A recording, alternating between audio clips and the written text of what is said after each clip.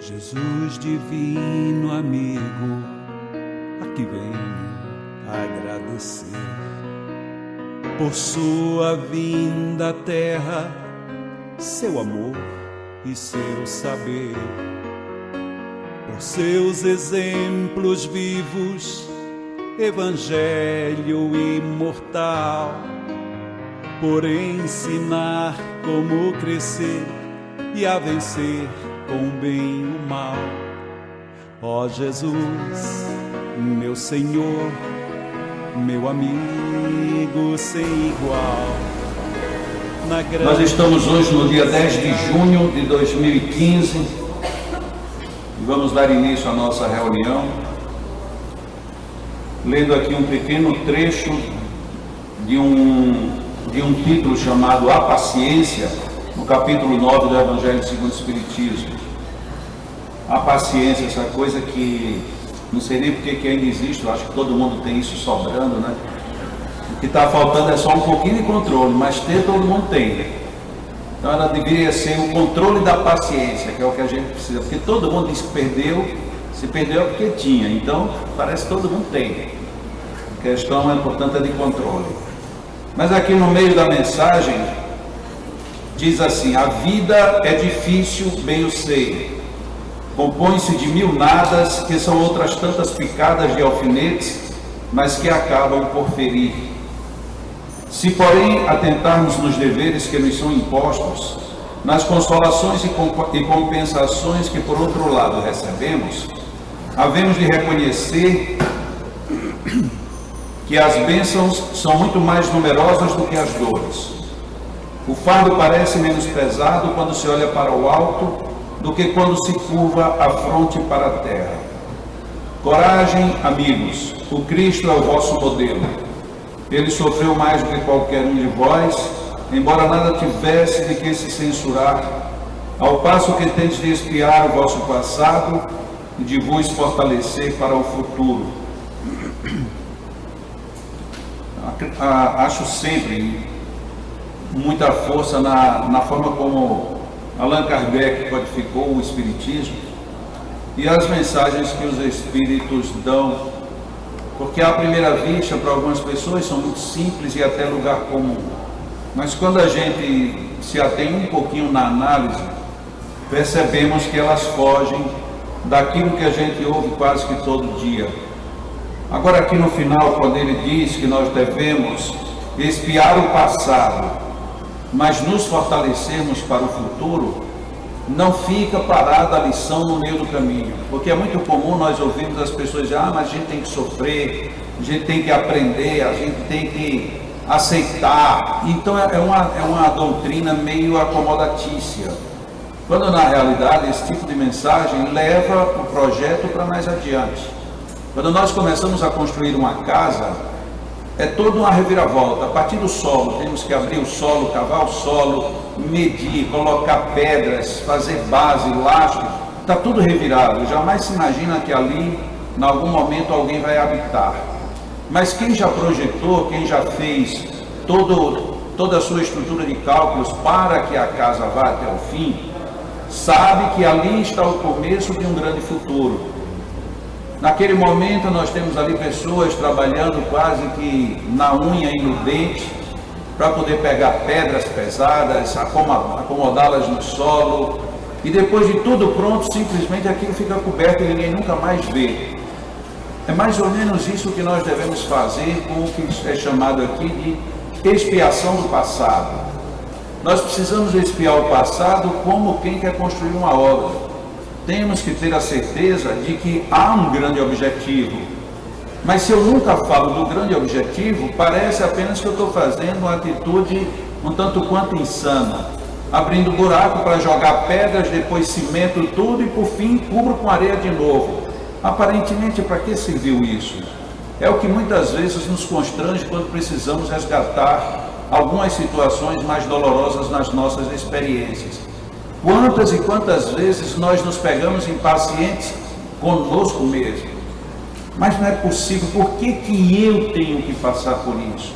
Por que que eu sofro isso? Por que que Deus não olha para mim? Onde será que nós estamos neste momento? Será que a gente já está pensando que está fazendo a cobertura, quando na realidade a gente estava ainda no projeto ou no exercício da base, do lastro, do alicerce?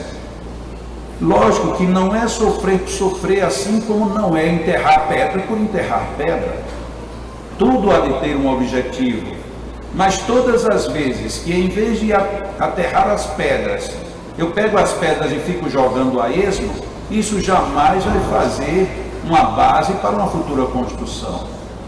Quando nós observamos qualquer exemplo que a gente possa tomar dentro da mesma linha, cavar um buraco, jogar uma semente lá dentro, se a gente raciocina isso de uma forma muito fechada, a gente jamais faria. Por que eu vou fazer? Abrir um buraco e colocar uma semente. Por que eu não pego essa semente, não frito, não torro, não consumo de alguma outra maneira? Mas a gente coloca ali para depois ver tudo frutificar. Então vale a pena o sacrifício de enterrar uma semente. Vale a pena o sacrifício de enterrar uma pedra para formar um alicerce. Vale a pena o sacrifício de nós procurarmos entender por que, ou como, ou que melhor maneira vencer as dificuldades, mas tudo isso se houver um projeto para frente. O problema nosso é que muitas vezes o nosso projeto futuro é desastroso. O nosso projeto futuro, antigamente era ir para o inferno, de repente para muita gente é ir para o umbral, de repente é sofrer para ver se na próxima. Mas isso é muito fugidio. O meu futuro, ele não começa na próxima vida. O meu futuro, ele é feito a cada instante. Se eu, num dado momento da minha vida, sou sensibilizado para superar com melhor estrutura de suporte a dificuldade que eu estou vivendo, a partir dali a dificuldade já mudou. Não é que a pedra que vai ser alicerce, ela vai deixar de ser pedra enterrada. Mas se ela tivesse consciência, ela ia dizer, nossa, eu agora até que enfim tenho uma finalidade objetiva e útil. Todas as vezes que nós tentamos entender o porquê que sofremos determinadas circunstâncias, até certo ponto estamos buscando um alvíssara, estamos buscando algo que está mais à frente, que foi a proposta dele aqui no início, e no final. E dá para se perceber o quanto o Espírito estava senhor do que ele estava falando. A vida é difícil, e é difícil para todo mundo. Mas por que é difícil? A frase seguinte aponta numa direção que a gente dificilmente imagina. Compõe-se de 1000 nadas, que são outras tantas picadas de alfinetes, mas que acabam por nos ferir. Esse realmente é um problema, porque tudo, se a gente imagina, tudo é bom e é perfeito. Quando não é bom e perfeito agora, basta que a gente dê um tempo, depois a gente vai perceber o quanto foi bom, foi útil, foi proveitoso aquilo que me aconteceu e que no momento em que ocorria me era desgastante, desagradável e infeliz. O problema nosso é que a vida é feita de 1000 nadas. Alguém olhou para mim, normal. Alguém olhou de novo, opa. Alguém olhou pela terceira vez, o que é, nunca me viu, a gente já se irrita. E que culpa tem uma pessoa de olhar você? Mas o pior, imagina você bonito ou linda, alguém olha para você 3 vezes. Em vez de a gente pensar que está me admirando, normalmente a gente coloca um outro nada. O que é que essa pessoa está vendo em mim que não lhe agrada? A gente procura um nada que é um alfinete, e não um nada que poderia ser algo positivo. Nós ficamos fazendo a vida difícil por conta dessas 1000 coisinhas. Ah, mas a minha xícara não é esta. Por que você não pensa, vou aproveitar e experimentar uma xícara diferente? Ah, não, mas eu não vou sair da minha acomodação, porque essa xícara foi feita, alguém tirou um balde dos meus lábios para fazer e ela encaixar nos meus lábios. Eu não conheço ninguém que nunca tenha feito isso. Mas a gente fica, porque aquela é a minha xícara. E isso vale para tudo. Vale para a minha roupa, vale para o meu sabonete, vale para o meu pente, vale para tudo. É impressionante. É tanto que a gente, até em termos de doença, a gente nem coloca no genérico. Ah, porque a minha gripe, porque a minha dor de cabeça, porque se é tua, então fica com ela. É mais um mil nada que a gente fica pegando para a nossa vida e nem ao menos nos damos conta. Ah, porque eu me aborreço demais. Tudo me aborrece. Ah, então você já nem precisa nem para psicólogo, nem psiquiatra, nem nada, você já sabe. Se tudo lhe aborrece, então certamente você está cometendo algum exagero. Mas como é que eu vou reconhecer que eu estou sendo exagerado? Se as pessoas é que são equivocadas. Então, das duas, uma, ou você entende as pessoas, ou você agora vai tentar ensiná-las. Não impor o seu método, o que é diferente. Porque ensinar é sempre diferente da gente querer impor aos outros aquilo que nós queríamos. E a proposta ainda do texto: se porém atentarmos nos deveres que nos são impostos, está em aberto. Nos são impostos por quem? Muitas vezes pela sociedade, pela família, pelo meio social.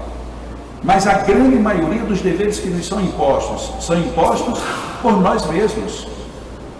Tem pessoas que se impõem deveres desnecessariamente. Ah, e amanhã eu tenho que me acordar às 5h38. Não pode ser 5h40 não, porque aí eu já perdi 2 minutos. Não pode ser então às 5h35, não, porque eu perdi 3 minutos. Aí o que vai acontecer? Você tem que acordar às 5h38. Você se acorda bem antes. Porque você vai ficar tão preocupado que seu despertador biológico vai lhe chamar antes. E aí você vai dizer para o mundo: eu faço tudo para me acordar cedo, mas me acordo mais cedo do que eu preciso. Eu comprei um despertador, para quê se ele nunca desperta depois do que eu estou dormindo? Eu sempre acordo primeiro do que ele. E já me acordo tendo trabalho que tem que desligá-lo. Que coisa! Realmente você está enchendo sua vida de coisa nenhuma. A gente começa a se irritar absolutamente com nada. A gente se irrita porque foi dormir coberto e acordou descoberto, ou o contrário. Mas quem foi que me descobriu? Você. Ah, mas eu comi não me descobriria. Então tu deixa para lá. Por que você tem que se preocupar com isso? Ah, mas eu não sei, porque todo mundo se mete na minha vida. Ah, todo mundo se mete na sua vida, e o que você faz? Ah, eu fico doido com isso. Que grande coisa, então deixe de se incomodar, deixe que os outros se metam e se virem. Ah, mas eu não consigo, então não reclame. Porque ou você assume que você tem uma postura boa ou não, certa ou errada, ou então você vai ficar sofrendo o tempo inteiro. Tem muita gente que diz assim: conheço aquela criatura desde criança. Desde criança perturba todo mundo, até hoje. Muitas vezes é mentira, que as pessoas já mudou, mas a gente ainda está com a fotografia dela lá na infância. Agora, o engraçado é que essa pessoa perturbou todo mundo, mas olha para a cara dela, conservada. E olha para mim que aturei, arrastada. Onde é que está a mágica?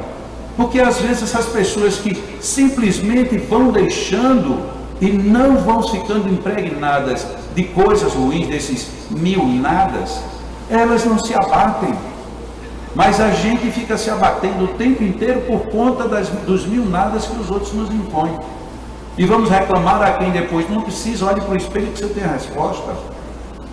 Tem gente que se irrita absolutamente com tudo.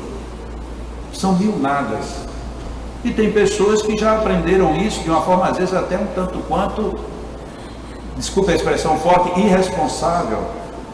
Mas alguém diz: o avião vai cair. E se eu que me importa, o avião não é meu. O outro vai morrer antes do avião cair, e ele vai desencarnar sorrindo. Quem estará na vantagem? Então a gente cria tanta dificuldade para a nossa vida, que aí levou esse espírito a começar dizendo: a vida é difícil. Mas quando ele complementa por conta de mil nadas que a gente coloca, e por a gente não estar atento aos deveres. Ah, mas olha, se eu soubesse que filho dava tanto trabalho, eu não os teria tido. Pois é, imagina a sua mãe pensando a mesma coisa. Ah, não, mas eu fui uma criança muito boa. Foi, quer dizer que você não dava trabalho. Não, porque eu não me lembro. Ah, tá. Você esqueceu o trabalho que você deu, agora você está achando que seus filhos estão dando trabalho. Ah, mas naquele tempo era diferente. Naquele tempo a gente podia sair na rua sem nenhuma preocupação. E hoje? Hoje eu saio com muita preocupação. Ainda bem, é só você que sai com preocupação hoje, o resto do mundo não. Não, é o mundo todo. Então estamos na mesma levada. Porque o perigo de chuva cai para quem está perto. O perigo de ser assaltado cai para todo mundo, em casa, na rua. Quem assistiu o telejornal ontem viu que estão agora assaltando as delegacias. Quer dizer, então segurança, nem mais você ser policial dentro do seu ambiente de trabalho já não é mais seguro. Então isso toca a todo mundo. Se toca a todo mundo, o que me cabe a mim como dever? Tentar me proteger da melhor maneira possível, sem me comprometer, sem comprometer o outro. Mas estamos dispostos a isso? Não, é muito melhor falar mal do governo. Mas quem é que está governando, pouco importa. É um ditado espanhol. Tem governo? Tem, sou contra. Então tem gente que está contra absolutamente tudo e todos. E não importa se você está querendo fazer o certo ou o errado, você é do contra. Como a gente às vezes se desgasta por conta disso? Alguém diz assim, você é simpático. É porque você não conhece ele de perto. Não, essa pessoa, mas eu disse que ela era simpática só para lhe provocar, porque na realidade ela não é nada simpática. Não, mas também não é como você está pensando. Ou seja, a pessoa que está do contra, não importa o que você diga, ela é do contra. O que isso tem de ruim? Muitas vezes você é contrário a você mesmo. Você diz, mas espera aí, Deus não deveria fazer isso comigo. Então por que é que eu estou vivo? E aí você começou a se voltar contra você mesmo. É preciso que a gente entenda. Se a vida é difícil, ela é muito mais difícil por conta desses dois pontos. Primeiro, porque a gente se prende a muita picuinha, a muita coisa sem valor, e damos um sobrevalor a tudo isso. E paralelamente, por falta de tempo, nos esquecemos dos nossos deveres, impostos por nós mesmos, de forma consciente ou inconsciente. Algo que a gente fez de forma inconsequente e que agora nós temos que resgatar. E concluindo com a mensagem do Espírito, devemos expiar, ou seja, resgatar, vencer todos os débitos que temos, pensando no futuro. Tenho que agora enterrar as minhas pedras para fazer a base do meu alicerce, mas eu faço isso pensando na construção que está por vir e que favorecerá a nós. Vamos meditar um pouco. Meu Deus, que coisa dura. Vamos fazer a nossa meditação, nosso relaxamento. E num clima de construção interior, vamos, no momento final, ter um magnetismo coletivo para em seguida darmos continuidade à atividade da manhã de hoje.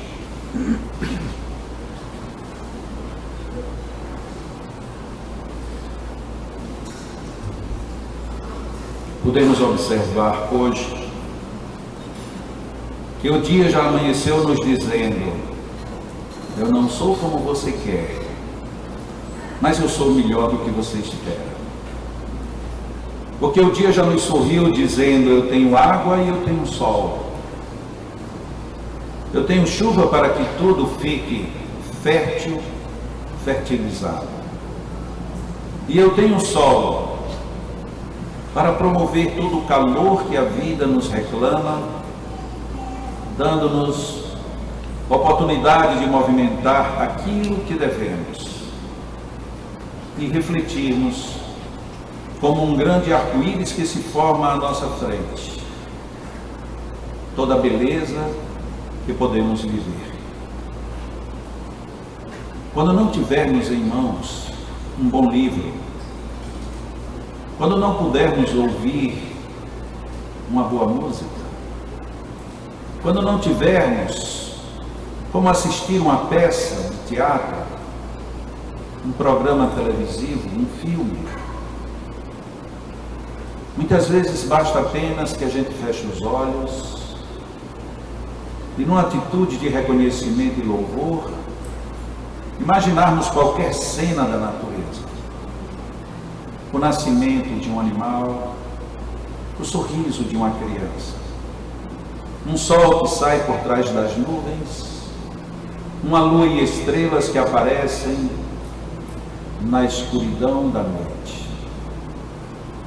Basta que a gente imagine a grandiosidade da inteligência do ser humano, que nos dá a oportunidade de termos tantas maravilhas tecnológicas, tantas construções artesanais, tantas ideias antes tidas como mirabolantes, tudo para tornar melhor o nosso ambiente de vida e para nos dar melhores condições de conforto e paz. Não é hora de discutirmos qualquer coisa que desagrade. É hora, nesses momentos, de buscarmos como Deus nos favorece, deitando para nós em todos os lados e de todas as maneiras imagens, clamores divinos, nos dizendo da beleza da vida.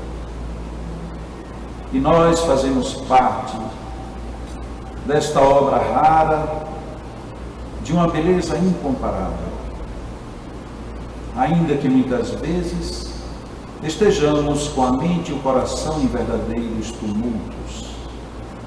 Ainda assim, a beleza transcende a tudo isso, sempre nos apontando que a vida é bela. E a beleza da vida não é apenas uma questão estética.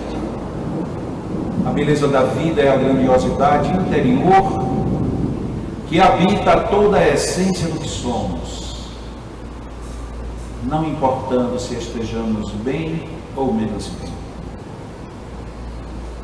Como a vida é bela. E como nós temos pujante, exuberante, toda a beleza da vida dentro de nós, cabendo-nos apenas expressá-la melhor, vivê-la com mais intensidade, dizer ao mundo e a todos que a vida é bela. E a vida é bela e me é consentida pela grandiosidade da inteligência suprema, criadora de todas as coisas. A vida é manifestamente bela, porque ela nunca cessa. E muitas vezes, quando imaginamos que o limite da vida está preso à essência da matéria, nos descobrimos dormindo e sonhando, e vislumbrando cenários nunca antes imaginados. Nos encontramos refletindo acerca do passado, e nos encontramos mais uma vez abençoados. Nos é apontado o período da primeira infância, do qual pouquíssimas recordações trazemos, o que torna ainda mais eloquente a beleza da vida que cuidou de nós e nos permitiu chegarmos aonde nós estamos. Devemos sim muita gratidão, e nossas atitudes de gratidão são aquelas que formoseiam ainda melhor a vida que vivemos. A nossa gratidão não é uma gratidão de braços cruzados, nem de estados apenas e tão somente de contemplação, mas é a gratidão colaborativa, participativa, efetiva, onde nos movemos, nos locomovemos e não apenas vagamos pela vida. A vida é bela com a nossa participação. A nossa participação consciente, inconsciente, voluntária, ou mesmo em alguns momentos constrangida. Mas tudo embeleza a vida, desde que nós sejamos fiéis artistas de nossas próprias existências. A sabedoria do Pai foi tamanha que, em vez de Ele ficar a nos guiar a cada instante e anotar em cada pedacinho as atitudes menores que vivemos, ao contrário, estabeleceu Ele as suas leis de amor e de sabedoria dentro de nossas próprias consciências. preparando-nos para que tenhamos apenas uma vida que supere esses 1000 nadas, que não somam positivamente em tempo algum. Que Deus, em sua grandiosidade, receba a nossa vibração, receba as nossas lembranças, receba o nosso olhar de reconhecimento, e em troca, certamente, Ele nos dará maior inteligência, melhores desenvolvimentos do mundo sentimental, predispondo-nos a nos tornarmos cada vez e a cada dia mais belos, mais grandiosos e melhores representantes da vida com V maiúsculo. Os amigos espirituais que sempre estão conosco já estão de algum tempo a nos envolver com as suas bênçãos, com os seus fluidos. E os nossos magnetizadores projetam a partir de agora, de forma objetiva, os seus fluidos magnéticos, para que juntos, para que toda essa energética abençoada plane sobre nós, toque nossa essência, penetre-nos com suas bênçãos e infunda-nos recuperação, equilíbrio, saúde e bons sentimentos. Inspiremos como quem busca absorver melhor ainda todas essas energias. Deixemo-nos penetrar, repetindo como diz no Pai Nosso: Pai, seja feita a vossa vontade. Que a vossa vontade nos atinja naqueles pontos que mais precisamos. Que a tua vontade nos abençoe em cada ideia que tenhamos.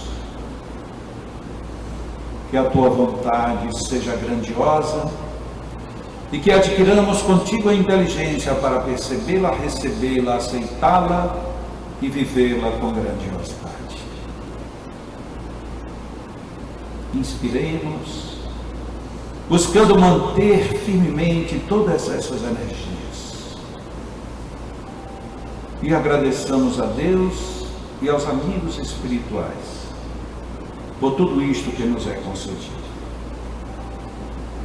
Inspiremos mais uma vez, sempre na intenção de absorver este mundo de bons fluidos que aqui estão, e expiremos devolvendo a nossa gratidão a Deus e à vida. Procuremos estar em paz, procuremos estabelecer a melhor linha de harmonia interior e peçamos a sabedoria de retermos tudo isto conosco, a fim de que nenhum desses 1000 nadas nos tire da grande bênção e da grande oportunidade de mantermos-nos dentro deste padrão abençoado. Os nossos magnetizadores se retiram para magnetizar as nossas almas.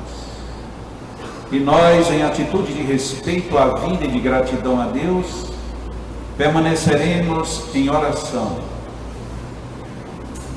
em profundo recolhimento, recebendo mais um pouco de todas essas energias que aqui foram colocadas em benefício de cada um que as queira buscar.